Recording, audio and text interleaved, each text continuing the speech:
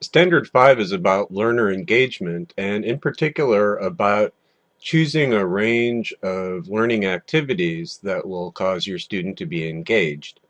When we have the online session, you'll hear from some experienced online instructors about some of the tools and techniques that they use to encourage student engagement.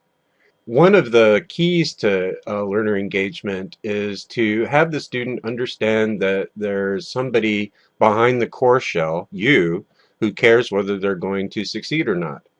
So learner engagement starts with teacher to student interaction, and there are a variety of things that you can do to foster this interaction. One thing you can do is to portray yourself as somebody who's accessible to the student. And so we've looked at this before, but let's take a look again at my instructor introduction for CIS 122. And I've tried to portray myself as somebody who actually cares about whether the student succeeds or not. Building on that, the instructor should always state their plan for responding to student assignments. Nothing kills engagement more than when a student submits an assignment and doesn't hear back from the instructor for 1 week, 2 weeks, 3 weeks.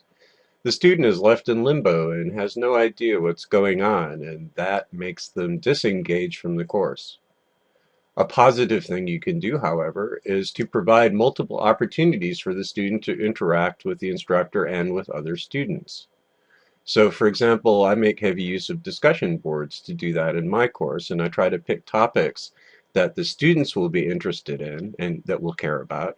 And I also pick topics that I'm interested in talking about as well, because if I'm interested in participating in the discussion, the students will notice that I'm engaged in the course and I care about the material, and that models the correct behavior for them. You should also be careful to choose learning activities that align with your learning outcomes. Once again, this is one of the key principles of quality matters, that your learning materials, your assessments, and your learning activities should all support student mastery of the learning outcomes. And finally, you should always be clear about what your expectations are as far as student interaction. If you seem like you don't care whether the student participates or not, the student likely won't participate.